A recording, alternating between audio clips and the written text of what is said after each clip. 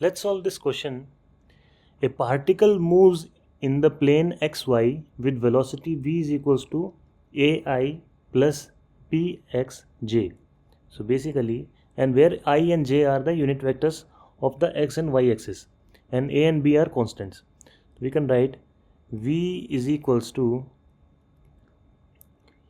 ai cap plus bx j cap. Okay. The initial moment of time at the initial moment of time the particles were located at the point x is equals to y is equals to 0. So at t is equals to 0, x is equals to y is equals to 0. This is given condition. Okay. Find the equation of the particle's trajectory y in terms of x with respect to x basically. And b is the curvature radius of the trajectory as a function of x. Okay, both as a function of x we need to find. Let's find out. तो सबसे पहले हम निकालते हैं equation of the particles trajectory. तो उसके लिए हमें क्या करना होगा, हमें बेसिकली ये बताना है कि कितना डिस्टेंस ट्रेवल करेगा, y में कितना डिस्टेंस ट्रेवल होगा विद रिस्पेक्ट टू x. अगर हम x में कुछ पार्ट चलें तो y में कितना पार्ट चलेंगे. हमें वेलोसिटी दे रखी है, इससे हम इजीली y और x के बीच में रिलेशन निकाल सकते हैं. So we know that this is the horizontal component of the velocity, this is the vertical component of the velocity, this is basically vx, this is vy. So vx is equals to a and vy is equals to bx. Okay, so what is v of x? We can say that dx upon dt is equals to a. Similarly, dy upon dt is equals to bx. Okay, let's take this to the other side. तो dx क्या हो जाएगा, a dt. ठीक है, इसको अगर integrate करें both the side तो क्या हो जाएगा हमारे पास, dx is equals to a integration dt. a is constant. यहाँ पे क्या हो जाएगा, x is equals to a, इसका इंटीग्रेशन क्या हो जाएगा t plus some constant value c. तो हमें पता है कि at t is equals to 0, x is equals to 0. Let's put their value. x is equals to 0, t is equals to 0 0 plus c. That means c की value क्या है, 0. तो x हमारे पास क्या आ गया, a t. ठीक है. सिमिलरली यहाँ पे अगर हम देखें तो dy इज इक्वल्स टू क्या हो जाएगा, bx dt. लेकिन x अभी क्या कांस्टेंट नहीं है, तो x की वैल्यू हम यहाँ से लेके जो कि t पे डिपेंड करती है इसको यहाँ ले आएंगे. सो dy इज इक्वल्स टू क्या हो जाएगा, b a t dt. अब दोनों तरफ अगर इंटीग्रेट करें तो क्या हो जाएगा, dy is equals to a b जो कि कांस्टेंट है इंटीग्रेशन t dt. ये हो जाएगा y is equals to a b integration of t is t square by 2 और plus some constant c. So at y is equals to 0, t is equals to 0 and we again get c की value 0. So y क्या हो जाएगा हमारा, a b t square by 2. ठीक है, लेकिन हमें y कैसे चाहिए, y चाहिए हमें x की फॉर्म में. ईजिली निकल जाएगा. t की वैल्यू क्या हो जाएगी हमारी यहाँ से, x बाई a. ये वैल्यू इस इक्वेशन में पुट कर दो, हमारे पास y की इक्वेशन आ जाएगी in terms of x. So a b upon 2 into x square upon a square. a से एक a कट गया, y हमारे पास क्या आ गया, b x square upon 2a. सो ये हमारा आंसर हो गया पहले पार्ट का. Now let's find out the solution for the second part. दूसरे पार्ट में क्या पूछा गया है, the curvature radius of the trajectory as a function of x. तो हमारी ट्रेजेक्ट्री क्या बन रही है, ये ट्रेजेक्ट्री की हमारे पास इक्वेशन आ गई. ठीक है, तो हम इससे इजीली देख सकते हैं कि जो ट्रेजेक्ट्री हमारे पास बनेगी वो बनेगी ऐसे. ठीक है, क्योंकि y जो है x के स्क्वायर पे डिपेंड कर रहा है, तो एक पैराबोलिक हमारे पास इक्वेशन बनेगी। अभी ये पूछ रहा है कि what is the radius of this trajectory. तो ऐसा तो कुछ है नहीं, कोई सर्कल तो है नहीं जिसका हम रेडियस बता दें, लेकिन ये जो ट्रेजेक्ट्री है ये अगर किसी भी एक पॉइंट पे देखें तो वो पॉइंट एक सर्कल पे हम रिप्रेजेंट कर सकते हैं। जैसे ये हो गया, ये हो गया, ये पॉइंट हो गया, तो ये सर्कल पे हमारे पॉइंट्स आ सकते हैं। तो बेसिकली ये पूछ क्या रहा है कि किसी भी एक पॉइंट पे, सपोज मैं कहूँ कि एट एक्स इस दिस वैल्यू पे मेरा रेडियस क्या होगा इस सर्कल का जिससे ये ट्रेजेक्ट्री बनी हुई है। At x is equals to this point मेरा रेडियस क्या होगा उस सर्कल का। तो ये हमें फाइंड आउट करना है। ये फाइंड करने के लिए सबसे सही तरीका हमारे पास क्या है कि सेंट्रीपिटल एक्सेलरेशन का रिलेशन हमारे रेडियस के साथ। तो हमें पता है कि सेंट्रीपिटल एक्सेलरेशन जो है वो क्या होता है हमारा v²/r, ठीक है।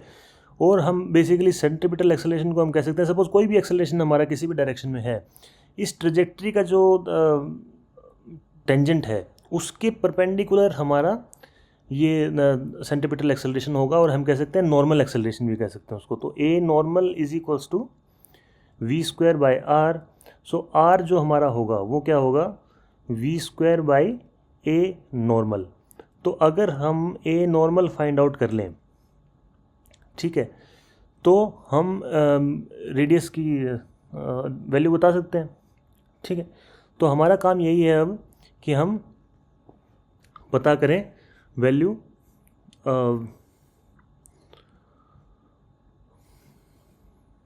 नॉर्मल एक्सेलरेशन की, ठीक है। तो हमारे पास क्या है कि वैल्यू है Vx हमें दे रखा है इज़ a, और Vy हमें गिवन है b ऑफ x, जो कि हम कह सकते हैं कि वो हमें b ऑफ x हमारा क्या निकल के आया था यहाँ से, x की वैल्यू यहाँ पे रखेंगे। तो अगर t के टर्म्स में हमें चाहिए तो a b t, ठीक है। तो ये क्या हो जाएगा basically v in y direction is a b t। तो हमें एक्सेलरेशन x डायरेक्शन में निकाल सकते हैं। एक्सेलरेशन क्या आ जाएगा हमारा x डायरेक्शन के अंदर dvx/dt। इसका अगर हम डिफ्रेंशिएशन करेंगे तो क्या हो जाएगा 0, क्योंकि ये कॉन्स्टेंट वैल्यू है, okay. Acceleration in y direction क्या हो जाएगा dvy/dt, जो कि a b इंटू टी है। तो हमारा इसका डिफ्रेंशिएशन क्या हो जाएगा a और b। तो एक्सेलरेशन वेक्टर हमारे पास क्या आ गया, ये आ गया 0i कैप प्लस abj। इसको हम ऐसे भी लिख सकते हैं, acceleration is equals to abj। So ये एक्सेलरेशन जो हमारे पास आया है ये सिर्फ हमारे पास y डायरेक्शन में होगा एक्सेलरेशन, x डायरेक्शन में कोई भी एक्सेलरेशन नहीं है, ठीक है। वेलोसिटी हमारे पास जो है वो है ai कैप प्लस ab और we can say bx j cap, ठीक है।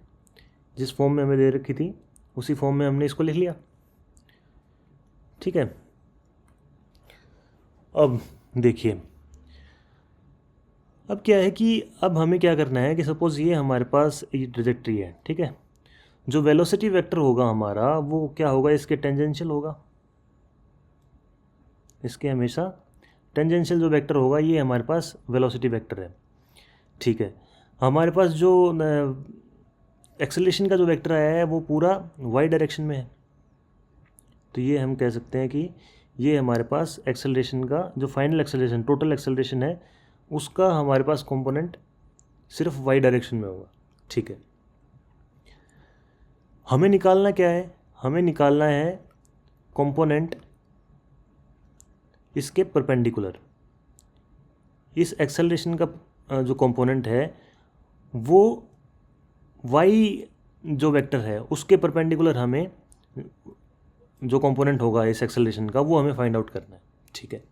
कैसे करेंगे वो फाइंड आउट, हमें अगर एक्सेलरेशन ये पता है और हमारे पास एक वेक्टर ये है, ये दो वेक्टर हैं, तो हम पहले इसका प्रोजेक्शन इसके अलोंग निकाल सकते हैं और फिर उसका परपेंडिकुलर निकालना ईजी होगा। Let's do that. सो किसी भी अगर कोई दो वेक्टर आपको दे रखे हों, एक वेक्टर है सपोज ए, अगर दूसरा वेक्टर है बी, और इनके बीच में एंगल है थीटा। अगर आपको ए का प्रोजेक्शन बी के ऊपर निकालना है तो आपको पता है कि वो क्या होता है, ए कॉस थीटा। अब कंपोनेंट्स में तोड़ते हो इसको तो इसका प्रोजेक्शन क्या है, ए कॉस थीटा। लेकिन हमें एंगल अभी पता नहीं है तो हम क्या कर इसका प्रोजेक्शन नहीं निकाल सकते इस तरीके से। इसके लिए हमारे पास क्या है कि सपोज ए वेक्टर है और उसका अगर डॉट प्रोडक्ट कर दें हम बी वेक्टर के साथ, तो वो क्या आएगा हमारे पास, ए बी कॉस थीटा। यहाँ से ए कॉस थीटा हम यहाँ पे रख लेते हैं, बी का जो मैग्नीट्यूड है वो नीचे ले आते हैं इसके, तो ए dot b upon magnitude of b is equals to क्या हो गया हमारे पास, ए कॉस थीटा।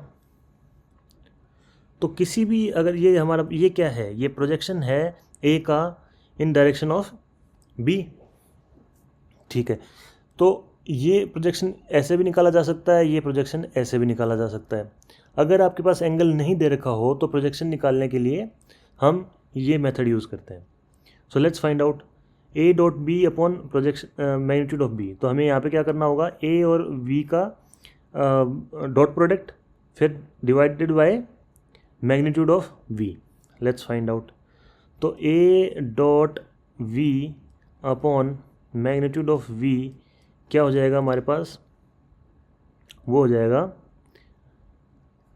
इनका डॉट प्रोडक्ट अगर करेंगे तो ये सिर्फ वाई डायरेक्शन में है तो एक्स डायरेक्शन वाला तो कंपोनेंट ज़ीरो हो जाएगा। So A B into B X क्या हो जाएगा हमारे पास, A B square X divided by इसका मैग्नीट्यूड हमारे पास क्या आ जाएगा, इसका मैग्नीट्यूड हमारे पास आ जाएगा v is equals to under root A square plus B square x square, ठीक है। तो हम वो लिख सकते हैं इसको अंडर रूट ए square plus B square x square, ठीक है। ओके, तो ये हमारे पास क्या आ गया, ये आ गया हमारे पास A in direction of V basically, ठीक है। वी वेक्टर के अलोंग हमारे पास ये ए आ गया। अब देखिए अगर हमें ये वेक्टर पता है, इसका कंपोनेंट हमें इस तरफ निकाल लिया एक, और ये हमारे पास फाइनल एक्सेलरेशन है ही, ये निकालने के लिए हमें क्या करना होगा, हमें पता है कि जब भी कोई एक वेक्टर हो हमारे पास उसका एक कंपोनेंट अगर हमें पता है तो इसका मैग्नीट्यूड जो कंप्लीट जो वेक्टर है इसका मैग्नीट्यूड मतलब पूरे एक्सेलरेशन का मैग्नीट्यूड का स्क्वायर इज इक्वल्स टू जो ये टेंजेंशियल एक्सेलरेशन जो अभी हमने निकाला है उसका स्क्वायर प्लस ए नॉर्मल का स्क्वायर, ठीक है। हमें निकालना क्या है, ए नॉर्मल निकालना है। ए नॉर्मल हमारा क्या हो जाएगा, under root A square minus a tangential का स्क्वायर, ठीक है। ये चीज़ अब हम यहाँ पे यूज़ करेंगे तो क्या हो जाएगा, a normal is equals to under root A square plus minus a tangential का square which is equals to under root a का स्क्वायर क्या हो जाएगा, ए हमारे पास है a b in j direction, इसका मैग्नीट्यूड क्या आ जाएगा हमारे पास ए बी, और उसका स्क्वायर अगर करेंगे तो क्या आ जाएगा a square b square, a square b square minus a tangential हमने ये निकाला था, अभी ये मैग्नीट्यूड ही है हमारा बेसिकली, एक डायरेक्शन के अंदर है जिस डायरेक्शन में वेलोसिटी है उस डायरेक्शन में हमने ये वेक्टर का मैग्नीट्यूड निकाला जो कि ये है। इसका स्क्वायर क्या हो जाएगा हमारे पास, a square b square b की power 4 x square upon a square plus B square x square, ठीक है। तो ए नॉर्मल हमारे पास आ गया, अगर हम ए स्क्वायर बी स्क्वायर कॉमन निकाल लें तो क्या आ जाएगा, ए बी अंडर रूट से निकलने के बाद में पावर ख़त्म हो जाएगी इनकी, अंदर बचेगा 1 minus b square x square upon a square plus B square x square. इसको अगर फर्दर सॉल्व करेंगे तो क्या हो जाएगा, ए बी अंडर रूट, इसका एलसीएम ले लेते हैं, a square plus B square x square minus b square x square upon a square plus B square x square. ये दोनों कैंसिल हो गए। यहाँ पे क्या आ जाएगा, ऊपर बच गया सिर्फ ए स्क्वायर, वो रूट से बाहर निकल सकता है।